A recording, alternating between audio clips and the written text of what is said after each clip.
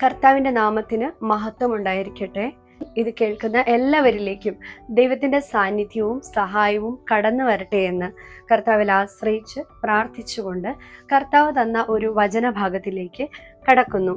സ്ഥിരതയോടെ ഓടുക. ഇതാണ് ഇന്നത്തെ കർത്താവ് തന്ന ഭാഗത്തിന്റെ തലക്കെട്ട്.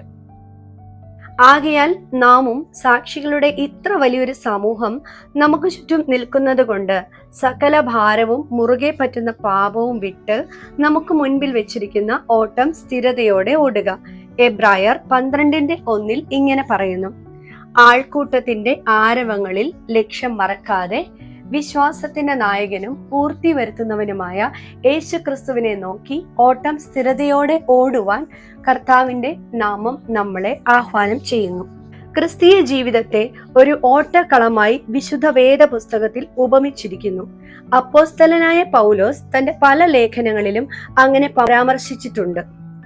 2 തിമത്തിയോസ് 4:7 മുതൽ 8 വരെയുള്ള ഭാഗത്തിലും 1 തിമത്തിയോസ് 6:11 മുതൽ 12 വരെയുള്ള ഭാഗത്തിലും ക്രിസ്തു ഭക്തരെ ഓട്ടക്കാരായി കണ്ടുകൊണ്ട് അവരെ പ്രോത്സാഹിപ്പിക്കുന്ന വാക്കുകൾ തന്റെ ലേഖനത്തിൽ നിറച്ചിരിക്കുന്നു. വീണ്ടെടുക്കപ്പെട്ട ഓരോ ദൈവ പൈതലും ഈ ഓട്ടം ഓടി പൂർത്തീകരിക്കണം. ഇത് ഒരു ലൗകിക ഓട്ടമല്ല, ഭൗതികമായ എന്തെങ്കിലും ലക്ഷ്യവും അതിനുണ്ടാകരുത്. ഇതൊരു ആത്മീയ ഓട്ടമാണ്. ഈ ഓട്ടം എങ്ങനെയെങ്കിലും ഓടി പൂർത്തീകരിക്കാം എന്ന് കരുതരുത്. ഓട്ടം പൂർത്തീകരിക്കുവാൻ ചില നിബന്ധനകൾ അനുസരിക്കേണ്ടതാണ്. നിബന്ധനകൾ ഉള്ള ഓട്ടം പലർക്കും ബുദ്ധിമുട്ടുണ്ടാക്കും. എന്നാൽ ഈ ലോകത്തിലെ ചെറുതോ വലുതോ ആയ എല്ലാ മത്സരങ്ങൾക്കും ചില നിയമാവലികൾ ഉണ്ട്. എത്ര പ്രഗത്ഭരായ അത്ലറ്റിക് ആയാലും കളിയിലെ നിയമങ്ങൾ അനുസരിച്ചില്ലെങ്കിൽ കളിക്കളത്തിന് പുറത്താകും. ടെലിവിഷനിലൂടെയും പത്രത്താളുകളിലൂടെയും ഇതിനൊക്കെ ധാരാളം ഉദാഹരണങ്ങൾ നാം മനസ്സിലാക്കിയിട്ടുണ്ട്. ഓട്ടം ഒരു ഇൻഡോർ ഗെയിം അല്ലെങ്കിൽ അകത്തുള്ള ഒരു മത്സരമല്ല, അത് ഔട്ട്ഡോർ ഗെയിമാണ്, അതായത് പുറത്തുള്ള മത്സരം.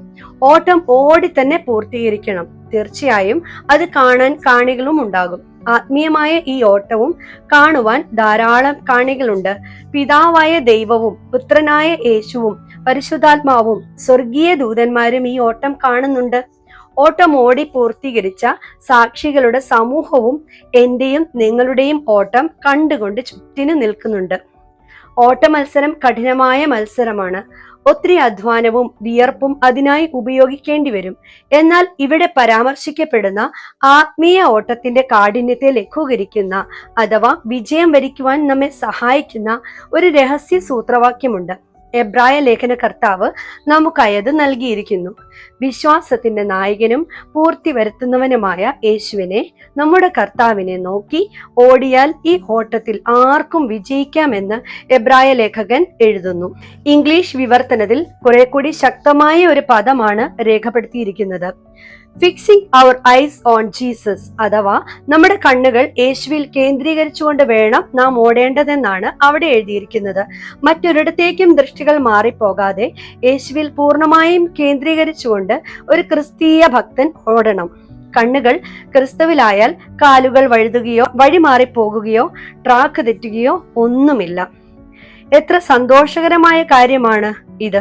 ഓട്ടമോടി പൂർത്തീകരിച്ച സാക്ഷികളുടെ വലിയൊരു സമൂഹം നമുക്ക് ചുറ്റും നിൽക്കുന്നു എന്ന് പറയുമ്പോൾ നേരത്തെ ഈ ട്രാക്കിൽ ഓടി വിജയം വരിച്ച ഭക്തന്മാരുടെ സംഘത്തെയാണ് പരാമർശിക്കുന്നത്. അവർ വിജയിച്ചെങ്കിൽ നാമും വിജയിക്കും.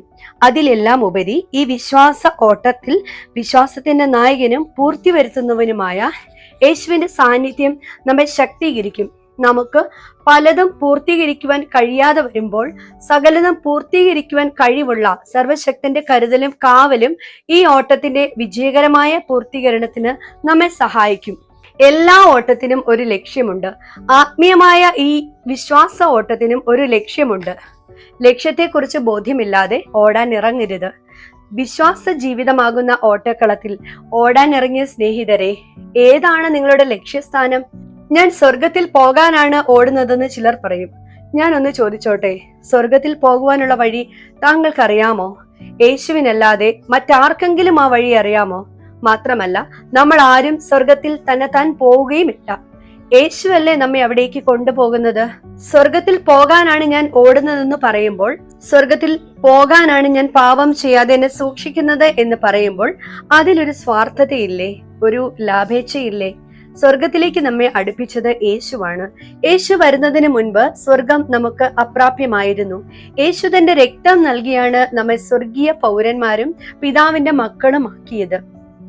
യേശു ഉള്ളത് കൊണ്ട് സ്വർഗം സ്വർഗമായത്.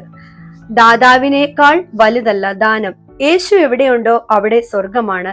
യേശു നരകത്തിൽ ചെന്നാൽ നരകം പോലും സ്വർഗമാകും. പിശാചുക്കളെ ഓടിക്കേണ്ട കാര്യം തന്നെ ഇല്ല. കാരണം യേശു വരുന്ന വാർത്ത കേട്ടാൽ തന്നെ പിശാചുകൾ വിറച്ചോടും. അവന്റെ മുൻപിൽ മടങ്ങാത്ത ഒരു മുഴങ്കാലുമില്ല. അവന്റെ നാമത്തേക്കാൾ മേലായ ഒരു നാമവും സർവപ്രപഞ്ചത്തിലുമില്ല. നമ്മുടെ നോട്ടം യേശുവിലായിരിക്കട്ടെ. നമ്മുടെ ലക്ഷ്യവും അഭയസ്ഥാനവും യേശു തന്നെയാകട്ടെ. ഓടുന്നവർക്ക് ഓട്ടത്തെക്കുറിച്ചൊരു ധാരണ ഉണ്ടായിരിക്കണം. 3000 മീറ്റർ ഓടാനുള്ള മത്സരത്തിൽ 100-200 മീറ്റർ ഓടിക്കഴിഞ്ഞതിന് ശേഷം പരാതി പറയുന്നതിൽ അർത്ഥമില്ല. ഓട്ടത്തെക്കുറിച്ച് ധാരണയും ലക്ഷ്യത്തെക്കുറിച്ചുള്ള വ്യക്തതയും ഇല്ലെങ്കിൽ ഓട്ടക്കളത്തിൽ ഇറങ്ങാതിരിക്കുന്നതാണ് നല്ലത്. ഓടിത്തളർന്ന് പിന്തിരിഞ്ഞു പോകുവാൻ പാടില്ല. പ്രിയ സഹോദരങ്ങളെ, നമ്മളെ നിരാശപ്പെടുത്തുവാനോ ഭീതിപ്പെടുത്തുവാനോ ഒന്നുമല്ല വചനം ഇങ്ങനെ പറയുന്നത്. മറിച്ച് നമ്മൾ എല്ലാവരും സുവിശേഷ പടക്കളത്തിൽ സന്തോഷം നിറഞ്ഞ നയനങ്ങളോടെ ഉത്സാഹത്തിമിർപ്പോടെ ഫിനിഷിംഗ് ലൈൻ വരെ എത്തണം എന്നതാണ് ദൈവത്തിന്റെ ആഗ്രഹം. അവരുടെ ഗോത്രത്തിൽ ഒരു ബലഹീനനും ഉണ്ടായിരുന്നില്ല എന്ന് പഴയ നിയമ ഇസ്രായേലിനെ കുറിച്ച് പറയുന്നത് പോലെ എന്റെ കയ്യിൽ കർത്താവ് തന്ന ഒരു വ്യക്തി പോലും ഈ ഓട്ടക്കളത്തിൽ പരാജയപ്പെടരുത് എന്ന് ഓരോ ദേവദാസനും ആഗ്രഹിക്കുന്നു. ഓട്ടം ഓടാൻ ആഗ്രഹിക്കുന്നവരെ പ്രോത്സാഹിപ്പിക്കുന്നതാണ് സാക്ഷികളുടെ സമൂഹം എന്ന പരാമർശം. കൃത്യതയോടെ ഓടി ശരിയായ ഫിനിഷിംഗ് പോയിന്റിൽ എത്തിയ ഒരു വിശുദ്ധ സംഘം പുറകെ വരുന്ന ഓട്ടക്കാരെ സ്വീകരിക്കുവാൻ കാത്തിരിക്കുന്നു. ഈ ഓട്ടത്തിൽ ഓടി ലക്ഷ്യം കൈവരിക്കുവാൻ കഴിയുമോ എന്ന് ആശങ്കപ്പെടുന്നവർക്ക് ധൈര്യം പകരുന്നതാണ് മുൻപേ ഓട്ടം പൂർത്തീകരിച്ച ഈ ഭക്ത സമൂഹത്തിന്റെ സാന്നിധ്യം. പ്രിയ സഹോദരങ്ങളെ, യേശുവിനെ ആരാധിക്കുവാനും വിശുദ്ധ ജീവിതം നയിക്കുവാനും സമർപ്പണം ചെയ്തു വന്ന് സ്നാനപ്പെട്ടവർ രോഗസൗഖ്യവുമായോ കടബാധ്യതയിൽ നിന്ന് വിടുതൽ കിട്ടിയോ കഴിയുമ്പോൾ പിന്തിരിഞ്ഞ് ലോകത്തിലേക്ക് മറയുമ്പോൾ കർത്താവ് വേദനിക്കുന്നു. എന്തിനാണ് നിങ്ങൾ ഈ ഓട്ടക്കളത്തിൽ ഇറങ്ങിയത്? ഈ ലോകത്തിലെ താൽക്കാലിക സുഖങ്ങളോ അതോ യേശുവിനോട് ചേർന്നുള്ള നിത്യതയാണോ നാം ആഗ്രഹിക്കുന്നത്? രോഗസൗഖ്യമല്ല നമ്മുടെ അന്തിമ ലക്ഷ്യം. കടബാധ്യതയിൽ നിന്നുള്ള വിടുതലും വീട് വെക്കുന്നതും ജോലി കിട്ടുന്നതും ഒന്നുമാകരുത് നമ്മുടെ അന്തിമമായ ലക്ഷ്യം. ഇവയെല്ലാം താൽക്കാലികമാണ്. ഇതെല്ലാം നശ്വരവുമാണ്. അനശ്വരമായ ഒന്നിനു വേണ്ടിയാണ് നാം ഇറങ്ങിയിരിക്കുന്നത്. അതിലേക്ക് രക്ഷകനായ യേശു നമ്മെ കൊണ്ടുപോകും. ആ പ്രത്യാശ നമ്മെ പ്രചോദിപ്പിക്കട്ടെ. നൊടി നേരത്തേക്കുള്ള ലഘു സങ്കടങ്ങളെ തൃണവൽക്കരിക്കുവാൻ അത് നമ്മെ സഹായിക്കട്ടെ. നമ്മുടെ രോഗം സൗഖ്യമാകാത്ത കാരണത്തിൽ യേശു ദൈവമാകാതിരിക്കുന്നില്ല. നമ്മുടെ കടബാധ്യതയോ കടഭാരമോ മാറിയില്ല എന്ന് കരുതി യേശുവിന്റെ വലിപ്പം കുറയുകയുമില്ല. യേശുവിന്റെ നാമം എല്ലാ നാമത്തിനും മീതെയുള്ളതാണ്. യേശുവിന് ഒരു കാലത്തും മാറ്റം വരികയില്ല. അവൻ ഇന്നലെയും ഇന്നും എന്നേക്കുമുള്ളവനാണ്. ഈ മാറ്റം സംഭവിക്കേണ്ടത് നമുക്കാണ്, നമ്മുടെ മനോഭാവങ്ങൾക്കാണ്. ഫിലിപ്പിയർ 9-11 വരെയുള്ള ഭാഗത്തിൽ, അതുപോലെ എബ്രായർ 13:8 ഒക്കെയും ഇങ്ങനെ പറയുന്നു. ഓട്ടക്കളത്തിൽ ഓടാൻ നിൽക്കുന്നവരെ നാം കണ്ടിട്ടുണ്ടല്ലോ. എത്രയും ലഘുവായ വസ്ത്രങ്ങളാണ് അവർ ധരിക്കുന്നത്. കട്ടികൂടിയ വസ്ത്രങ്ങൾ ഇട്ടും ഭാരമേറിയ ബാഗുകൾ തോളത്തിട്ടും ഓടാൻ കഴിയും. പക്ഷേ ഓട്ടം പൂർത്തീകരിക്കുവാൻ കഴിയില്ല. കാരണം അധികപ്പറ്റായ ഭാരം അവരുടെ ഓട്ടത്തെ തളർത്തിക്കളയും. ക്രിസ്തീയ ജീവിത ഓട്ടത്തിലും ഈ കാര്യം വളരെ പ്രശസ്തമാണ്. എബ്രായ ലേഖനകർത്താവ് എഴുതുന്നു, സകല ഭാരവും മുറുകെ പറ്റുന്ന പാപവും വിട്ടുകൊണ്ട് ഓടുക. സകല ഭാരവും എന്ന് പറയുമ്പോൾ നമ്മളെ ഭാരപ്പെടുത്തുന്നത് എല്ലാം ഉപേക്ഷിക്കുക എന്നതാണ് അർത്ഥമാക്കുന്നത്. മനുഷ്യന് ജീവിക്കുവാൻ വായുവും വെള്ളവും ആഹാരവും മറ്റ് ഭൗതിക നന്മകളും വേണമെന്ന് ദൈവത്തിന് അറിയാം. പാർപ്പിടവും വസ്ത്രവും തലമുറകൾക്ക് ആവശ്യമായ സൗകര്യങ്ങളും വേണമെന്ന് കർത്താവിന് നമ്മളെക്കാൾ അധികം ബോധ്യമുണ്ട്. ഇവ ഒന്നും ഒരു ദൈവ പൈതലിന് നിഷേധിച്ചിട്ടില്ല. ജീവനും ഭക്തിക്കും വേണ്ടത് തന്നരുളാമെന്ന് കർത്താവ് നമ്മളോട് ചെയ്ത വാഗ്ദത്തമാണ്. അപ്പോൾ അധികപ്പറ്റായതെല്ലാം ഉപേക്ഷിക്കുക. അവയാണ് സത്യത്തിൽ ഭാരപ്പെടുത്തുന്നത്.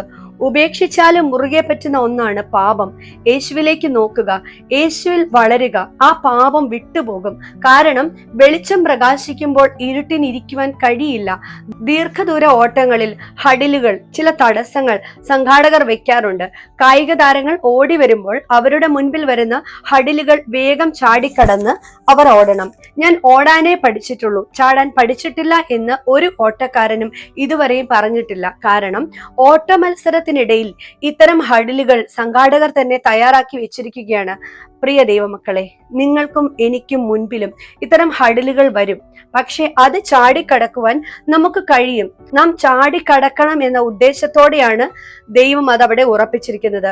കണ്ണുകൾ യേശുവിൽ കേന്ദ്രീകരിച്ചിട്ടുള്ള ഒരു ഭക്തന് ആ തടസ്സങ്ങൾ നിസ്സാരമായി മറികടക്കുവാൻ കഴിയും. എന്റെ പ്രശ്നങ്ങൾ എല്ലാം മാറിയതിനു ശേഷം, അല്ലെങ്കിൽ കർത്താവ് എന്റെ പ്രശ്നങ്ങളെ മാറ്റി തന്നാൽ ഞാൻ ആരാധിക്കാം എന്ന് നാം പറഞ്ഞാൽ, നാം ചാടിക്കടക്കണം എന്ന ആഗ്രഹത്തോടെയാണ് ആ പ്രശ്നത്തെ യേശു നമ്മളുടെ മുൻപിൽ അനുവദിച്ചിരിക്കുന്നത്. നമുക്ക് വഹിക്കാവുന്നതിനപ്പുറമുള്ള ഒരു പ്രശ്നവും നമ്മുടെ മുൻപിൽ വരില്ല എന്നതിന് ദൈവ വചനം നമ്മളോട് ഉറപ്പ് പറയുന്നു. കാരണം നന്മയല്ലാതെ ഒരു തിന്മയും നമ്മുടെ ദൈവം നമുക്കായി ഒരുക്കിയിട്ടില്ല. ഓട്ടക്കളത്തിൽ ഓടുന്ന ദൈവ പൈതലെ, യേശുവായിരിക്കണം നമ്മുടെ മാതൃക. ഗത്സമന തോട്ടത്തിൽ യേശു മാനവകുലത്തിന്റെ സകല പാപവും തന്റെ ചുമലിൽ എടുത്തുകൊണ്ട് പ്രാർത്ഥിച്ചു.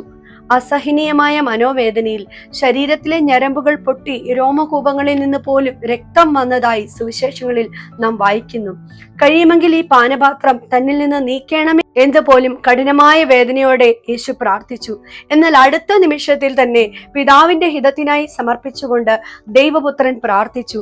യേശുവിനെ ബലപ്പെടുത്തുവാൻ ഒരു ദൂതൻ ഇറങ്ങി വന്നു എന്ന് നാം വായിക്കുന്നു. തീരുമാനം എടുക്കാനല്ല ദൂതൻ ഇറങ്ങി വന്നത്, തീരുമാനം എടുത്തവനെ ബലപ്പെടുത്തുവാൻ ദൂതൻ ഇറങ്ങി വന്നു. നാം ഓടുന്ന ഈ ട്രാക്കിലൂടെ നമുക്ക് മുൻപേ ഓടി ജയിച്ചവനാണ് യേശു ക്രിസ്തു. ആ കർത്താവ് നമ്മുടെ മൂത്ത ജ്യേഷ്ഠനും പിതാവും ഒക്കെയാണ്. നാം എല്ലാവരും തന്റെ മകനായ യേശുവിനെ പോലെ ആകണമെന്ന് പിതാവായ ദൈവം ആഗ്രഹിക്കുന്നു. യേശുവിൽ കണ്ണുകൾ കേന്ദ്രീകരിച്ചുകൊണ്ട് സ്ഥിരതയോടെ ഓടിയാൽ നമുക്ക് ലക്ഷ്യസ്ഥാനത്ത് എത്തുവാൻ കഴിയും. പരിശുദ്ധാത്മാവ് അതിന് നമ്മെ സഹായിക്കട്ടെ എന്ന് പ്രാർത്ഥിച്ച് ഈ വചനഭാഗം നമ്മുടെ ഹൃദയത്തിലെ ചില വിചാരങ്ങളെ മാറ്റിമറിക്കുകയും നമ്മുടെ ചില അലസതകളെ, ചില നിരാശകളെ പ്രത്യാശയാക്കി മാറ്റി വീണ്ടും ഓട്ടക്കളത്തിൽ നിൽക്കുന്ന ധൈര്യത്തോടെ, ശക്തിയോടെ മുൻപോട്ട് ഓടുവാൻ ബലം കർത്താവ് പകരട്ടെ എന്ന് പ്രാർത്ഥിച്ചുകൊണ്ട് ഈ വചനഭാഗം ദൈവസന്നിധിയിൽ സമർപ്പിക്കുന്നു. എല്ലാവർക്കും നല്ല ഒരു ദിവസം സ്വർഗം തരട്ടെ എന്ന് പ്രാർത്ഥിക്കുന്നു.